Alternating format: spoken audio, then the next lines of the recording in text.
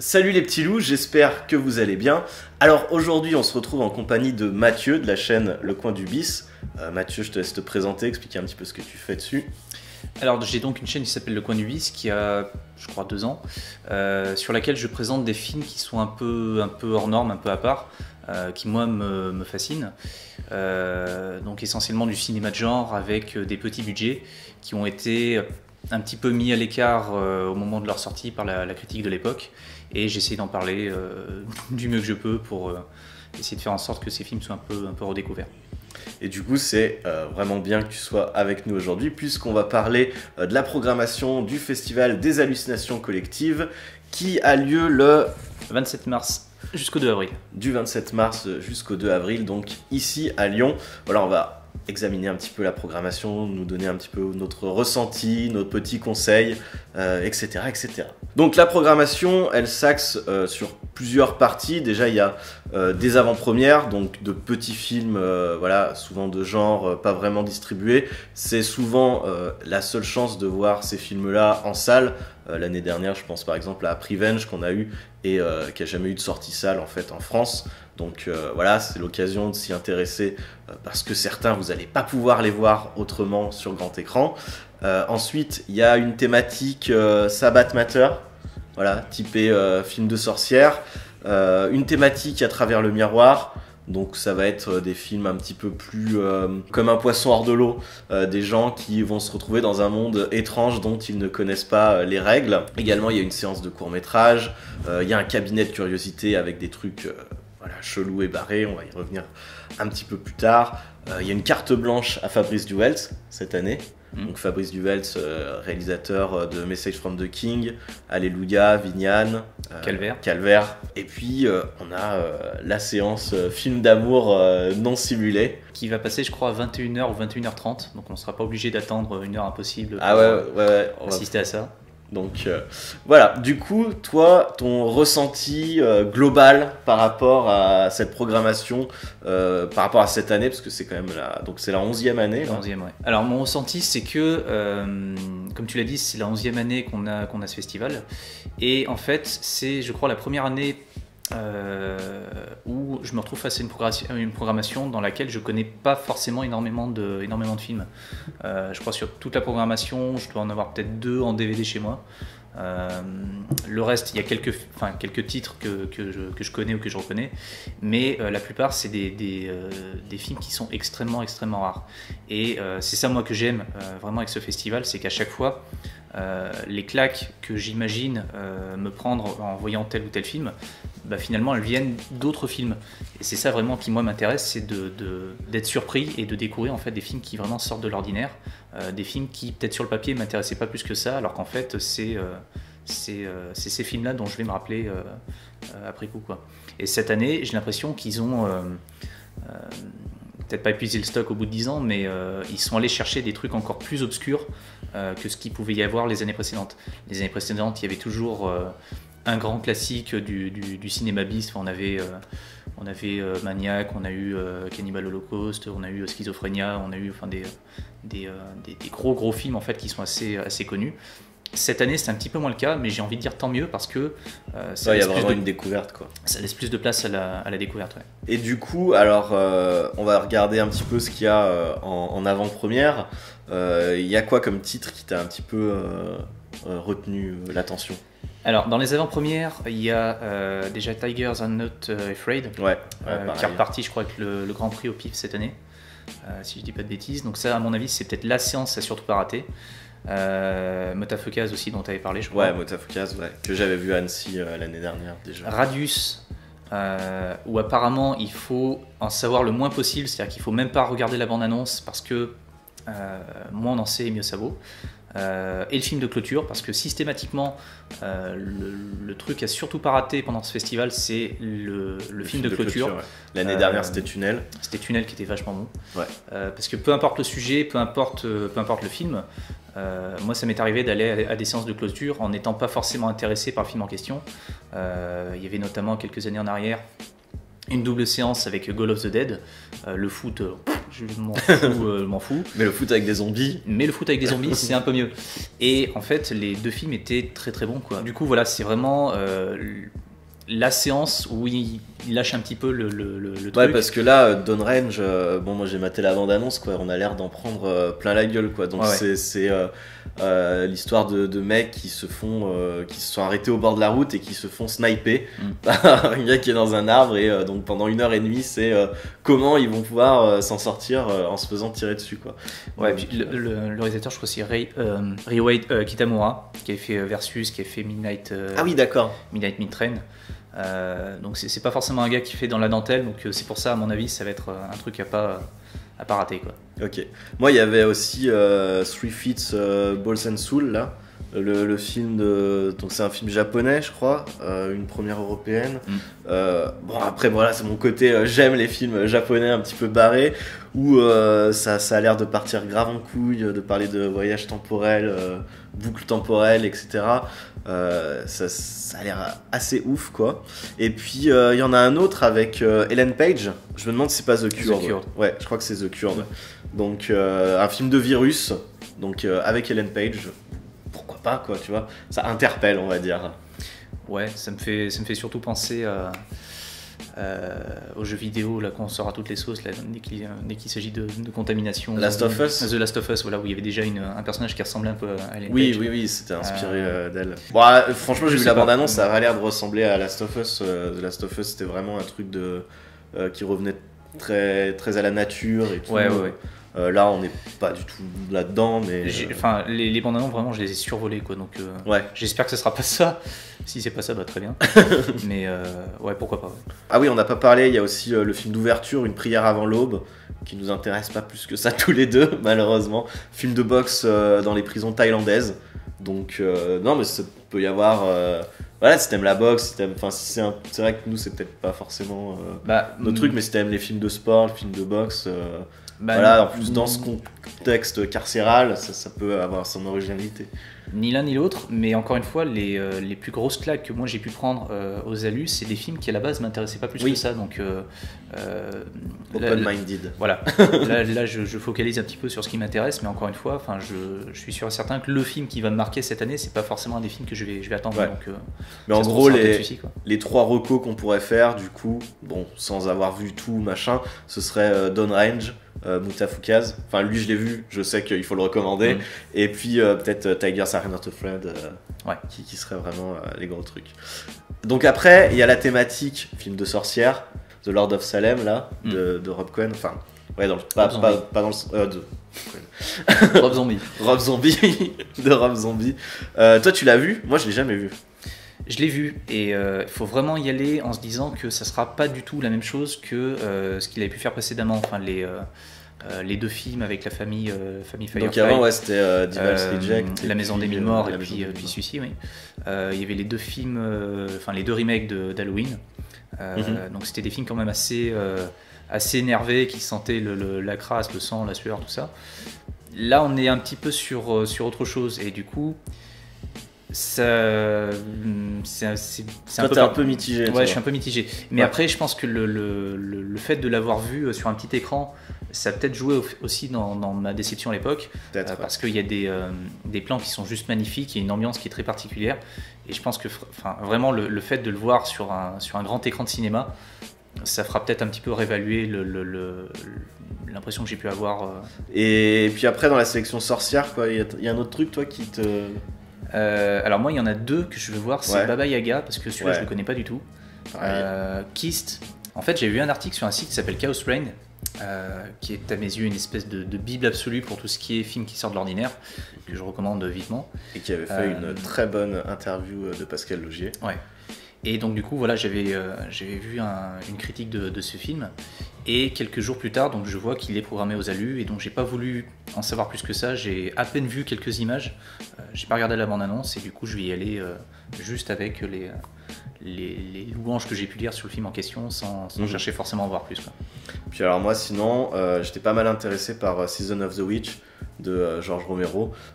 Parce que voilà, c'est George Romero, moi j'ai jamais vu le film, il est mort l'année dernière, donc ça m'intéresse forcément de le découvrir. Toi t'étais un petit peu plus mitigé dessus? Ouais, je l'ai découvert en DVD il y a peut-être 6 mois en arrière. Et alors je sais pas si ça vient du fait aussi que je l'ai regardé très tard, mais je m'étais un peu ennuyé. Peut-être que c'est de ma faute, après peut-être que je suis passé à côté de quelque chose, mais il m'avait un petit peu déçu par rapport à ce que j'attendais. Mais après, bon, ça sera peut-être l'occasion de le revoir correctement, quoi. Ok. En fait, au final, les deux films qu'on prioriserait, finalement, c'est pas les plus connus, genre Rob Zombie et George Romero, ce serait peut-être les deux découvertes, Baba Yaga et Kist. Ensuite, il y a la thématique à travers le miroir, donc ce que j'expliquais un petit peu plus tôt, voilà, des films où des personnages vont se retrouver dans des mondes un petit peu barrés avec des règles différentes d'une autre. Est-ce qu'il y a des films qui t'interpellent là-dedans? Bon, il y en a que 3. Il y a Un cas pour un bourreau débutant, Forbidden Zone et puis Goto, l'île d'amour. Alors, sur les 3, il y en a un que j'ai vu. Ouais. Goto, l'île d'amour, il est... Alors, je ne me rappelle pas s'il a été édité en DVD ou pas, parce qu'il y a un coffret du réalisateur qui est sorti il n'y a pas très longtemps. Ses films les plus connus, c'est Les Contes immoraux et La Bête. D'accord. Qui fait pas dans la dentelle. Celui-ci apparemment est un peu plus calme, mais encore une fois je l'ai pas vu, donc je me doute que ça doit ressembler un peu, à ses précédents films, mais avec un peu moins de folie, je pense, un peu moins de trucs trash. J'ai pas vraiment d'attente particulière par rapport à cela. Un cas pour un bourreau débutant. Ouais, moi j'ai bien envie de le voir. Peut-être, ouais. Peut-être, mais encore une fois, celui-là je le connais pas. Je me base vraiment sur le pitch, quoi, mais qui fait très Alice au Pays des Merveilles trash, ouais. Quoi. Donc. Mais par contre, celui qu'il faut pas rater, c'est Forbidden Zone, parce qu'il est sorti il y a 10 ans en arrière, je crois, chez le Chat qui fume, qu'on avait interviewé il y a pas très longtemps d'ailleurs. Mais là, il me semble que c'est la version colorisée qui va passer. Les versions que moi j'ai pu voir jusqu'à présent, c'était des versions qui étaient en noir et blanc. Le film à la base a été pensé pour être en couleur. Et les quelques images que j'ai pu voir, ça claque, quoi. C'est une espèce de film culte fait avec des bouts de ficelle, avec des bouts de scotch. C'est vraiment un truc bricolé, quoi. Mais par contre, il y a une espèce d'énergie qui fait qu'on est face à une espèce de petit Rocky Horror Picture Show, quoi. C'est un film, en fait, quand tu le découvres, après tu as envie de le montrer à tes potes, tu as envie de le remater parce que les chansons restent dans la tête. Ah oui, c'est une espèce de comédie musicale. Oui, il y a plein de morceaux qui sont chantés, ça part dans tous les sens. Mais encore une fois, on n'avait pas la version en couleur, quoi. Donc, en plus, ça devrait être quelque chose, quoi. Ok, ouais, sur les 3 films, Forbidden Zone, donc ta recommandation, voilà. Ok, ensuite, du coup, on a le cabinet de curiosité, avec 4 films, donc La Panthère Noire, Spider, Liquid Sky, et puis Symptoms.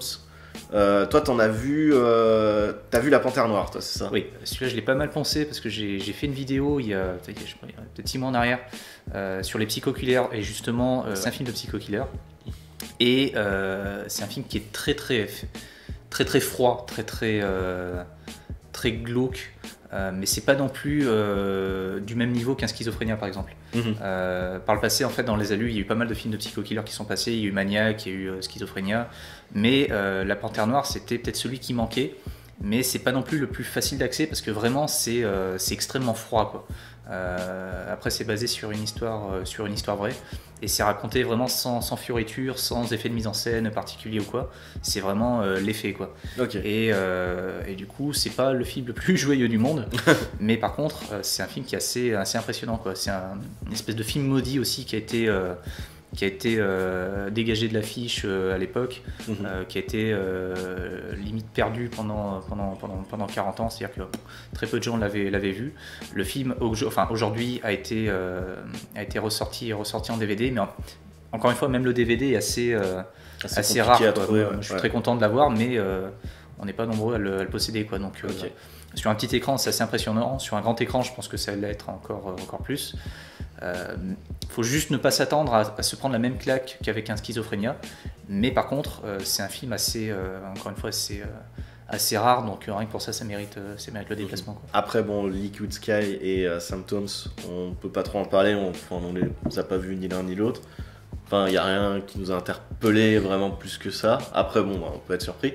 Par contre, Spider a l'air vraiment ouf, ne serait-ce que visuellement, quoi. avec les surimpressions et tout, grosse attente à ce niveau-là. Ouais, visuellement, ça claque. Enfin, allez voir la bande-annonce vraiment si vous n'avez pas d'image en tête.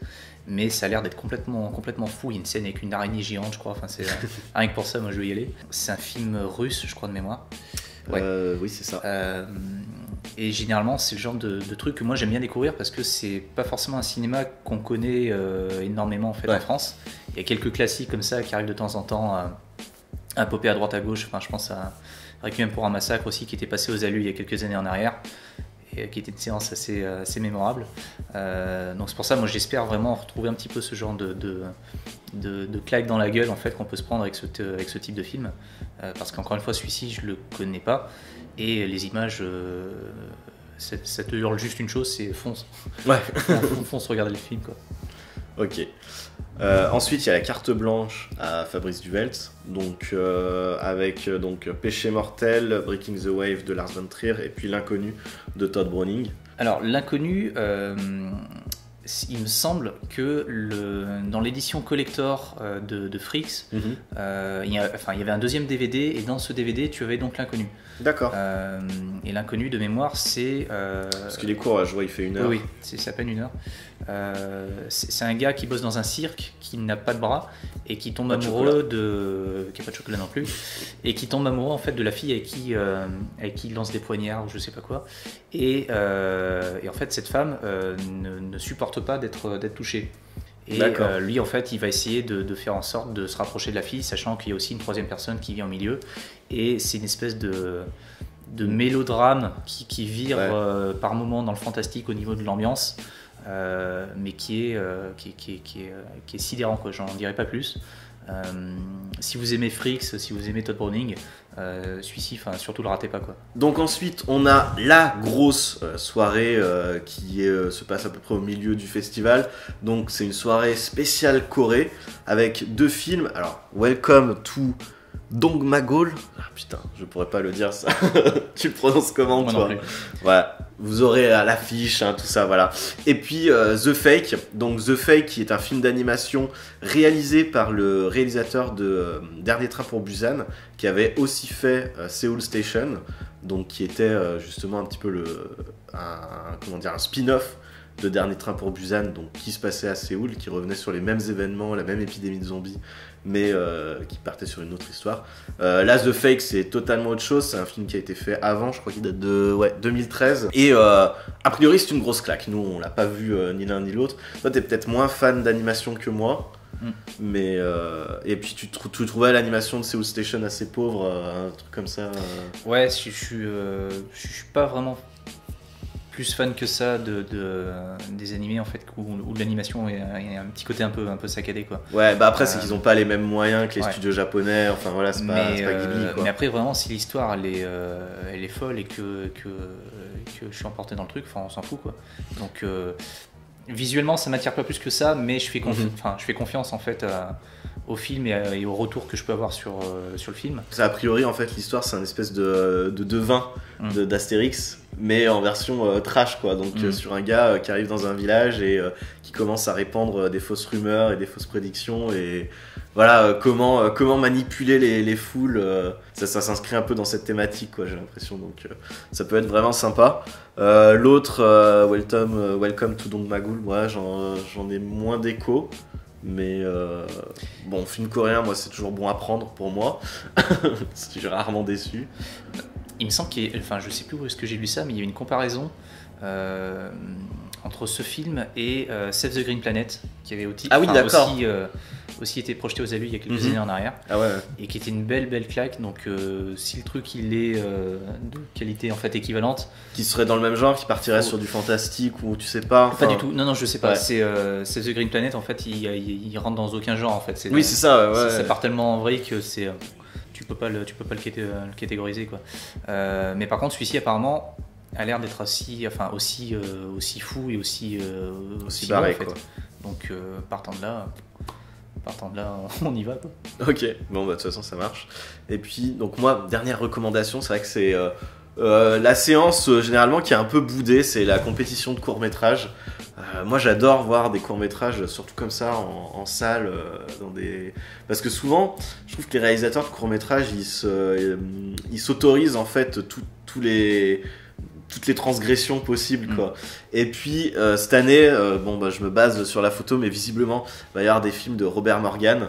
Donc Robert Morgan qui est un réalisateur qui fait du stop motion, c'est entre Cronenberg et David Lynch un petit peu ce qu'il fait, tout en stop motion. Et vraiment je suis fan vraiment de ces courts métrages. Je vous recommande Beau Billet, il est trouvable sur YouTube, je vous mettrai un lien dans la description. Mais vraiment ça doit être vraiment cool de le voir sur le grand écran. Et puis après il y a toujours des belles découvertes, enfin toujours, voilà, les compétitions de court-métrage c'est fluctuant quoi. Il y en a qui vont être très bons, d'autres qui vont être vraiment moins bien, mais on arrive toujours à trouver quelque chose qui nous interpelle dedans, qui est intéressant. Bah voilà, je crois qu'on a fait un gros tour d'horizon du programme de Césalus. Donc on vous le rappelle, hein, du 27 mars au 2 avril, au Cinéma Comédia à Lyon. Nous on y sera de toute façon, donc ça c'est sûr et certain. Et puis je vous invite à venir nombreux également pour visionner tous ces beaux films. Non, on fera probablement des vidéos sur place, histoire de donner un petit peu nos avis quand on sortira des films qu'on sera allé voir. Peut-être un live aussi. Après. Et puis on se demandait peut-être un live pour faire un récap à la fin de tout ce qu'on a vu, quoi, de vraiment des claques, de ce qu'on peut recommander. Un live ça peut être cool. Ouais, tu seras de la partie du coup. Donc voilà, n'hésitez pas à venir voir les films en question. De tous les festivals qui peuvent avoir lieu à Lyon, très clairement c'est mon préféré parce que c'est là où passent les films les plus fous. Et encore une fois, faut pas forcément s'arrêter au titre ou aux descriptions parce que c'est vraiment les films dont on soupçonnait pas forcément qu'il y ait quelque chose de ouf derrière qui se révèle finalement être les plus intéressants quoi. Donc c'est un festival pour les curieux, voilà. Et ben écoutez, d'ici qu'on se retrouve, moi j'espère que vous aurez regardé plein de bonnes choses. On vous dit tous les deux ciao et bye bye. T'as pas voulu le faire.